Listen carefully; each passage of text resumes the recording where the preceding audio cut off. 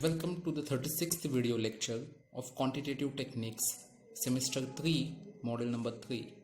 In today's video lecture, we shall discuss some numerical problems on mathematical expectation on random numbers. Now, in a previous video lecture, we had seen the theoretical part of random numbers. Today, we shall see some of the easy numerical problems on mathematical expectation which can be asked for 2-mark section or 5-mark section. So let us begin. But before beginning with the actual problems, we shall first go through the set of formulae that you may require to solve these problems. I shall explain you the formulae first. Now you can note down this set of formulae before well in advance, that is at the beginning of the module, so that it becomes easier for you to note down this formulae later on also. So let us begin. So random variables, when we are talking about this chapter, the first thing that they may ask you is a question on mathematical expectation. So what is mathematical expectation? Mathematical expectation is denoted by E of x, expectation of the variable x, that is, it is also known as the expected value of x. Now I'll tell you, see here, suppose you participate in a competition, and in that competition there are chances that you may win the competition 75% of the time, and you may lose the competition 25% of the time. If you win the competition, you get 10 rupees. If you lose the competition, you have to pay 2 rupees. So if you participate in this competition continuously for long term, first time, second time, third time, fourth time, irrespective of what was the result previously, so what is the expected payoff for you? That is, are you standing to gain, or are you standing to lose from this situation? In simple terminology, you are going to find out if thinking that this is a game that you are playing, and what is your expected losses or expected gain. In short, you are finding the expected value of the variable x, where x is either plus 10 if you win and minus 2 if you lose, and you know the probabilities also of winning and losing. So this is the type of question that comes. They will give you certain payoffs or values of certain that is variable, that is x, and what is the probability that x can take that value. This will be given the question, and you will be asked to find out the expected value of x, like here in the first question, expected value of x. So expected value of x is given by E of x is equals to summation of x into P of x. Okay, so it will the form if it comes in 2-mark section, they will give you the value like E of x. It will be in the form of a table this way. Expected value of x. Also my mistake here.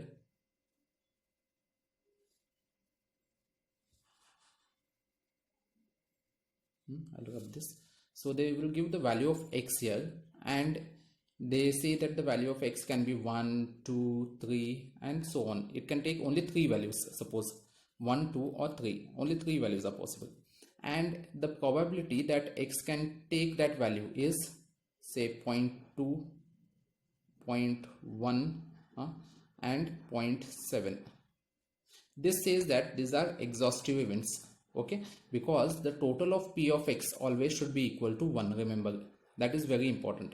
Total of P of x, we have seen in theory also that it should always be equal to 1. Summation P of x is equal to 1. Summation P of x means 0.2 plus 0.1 plus 0.7. I'll write down the values once again. I don't have space here. 0.2, 0.1 and 0.7. These are the 3 values. If you add up all this, you will get 1. That means your question is right. Whenever the question is given, you have to see that summation of all values of this P of x should be equal to 1. Now in this case, it is equal to 1. They have given x values also, and they will ask you E of x. This sum will come definitely for 2 marks.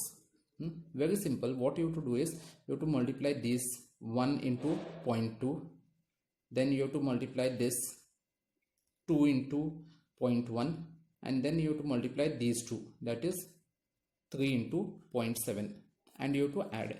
What we are doing is we are multiplying x with p of x with p of x, and we are finding the total of those, that is x into p of x and its total. When we solve the problem, it becomes very easy. Here I do not have much space, so it becomes a little clumsy. We'll solve this, don't worry. So now the next formula, that is e of x squared. So one thing you have to remember in expectation, either you can mug up all these formulas, or there is a way of remembering this formula, and that is very easy. If you remember this formula, you can find out the expected value of any function. Now what is that formula? See here, if you just concentrate on this, the first formula, what we are doing, pay attention, we are finding the expected value of some function, and that function is written in bracket. Okay, in this case we are finding the expected value of x, and x is the function. Okay, suppose in this case we are finding the expected value of x squared. That is what I have told you. Expected value of any function of x is equal to, what we have to do is whatever is there in this bracket, that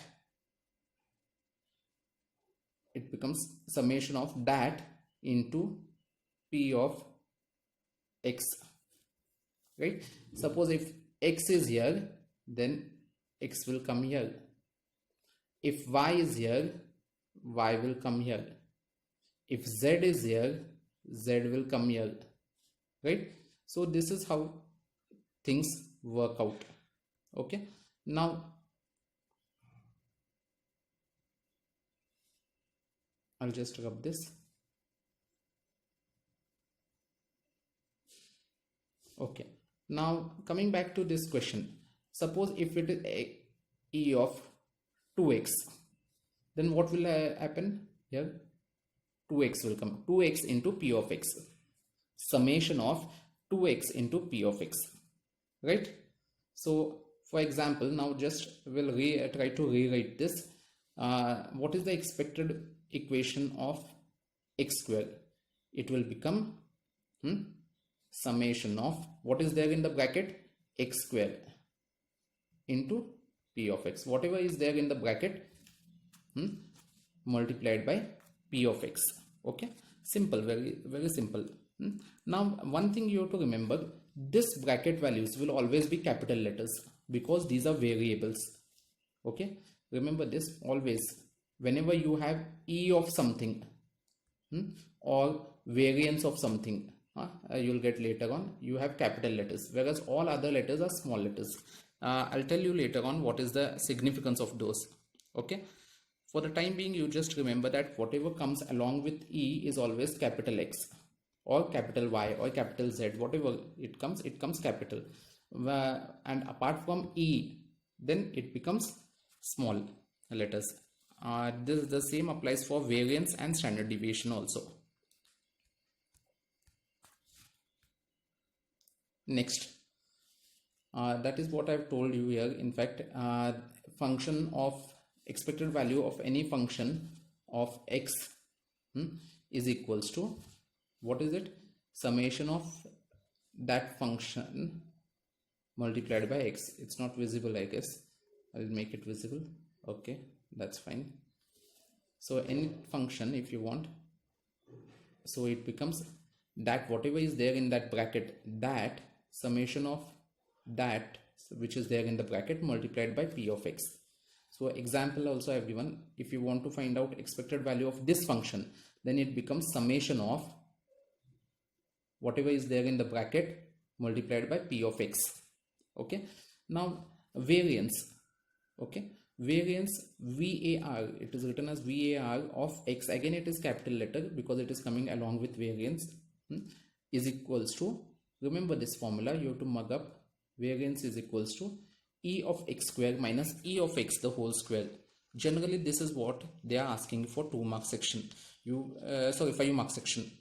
So they ask only e of x for 2 mark section, and they ask variance of x for 5 mark section along with standard deviation of x. So if you find variance of x, you can very easily find standard deviation of x, because we know that standard deviation is always equal to square root of variance of x.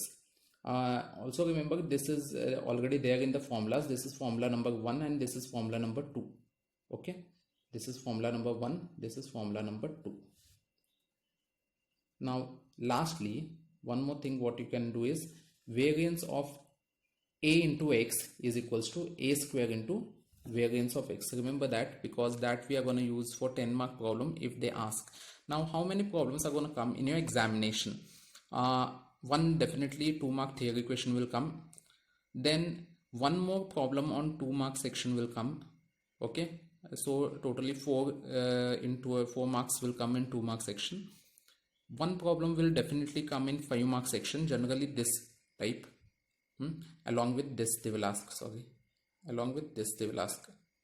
they will ask you standard deviation and variance. Then in some of the papers they are asking you one more 10-mark section, that we have to see.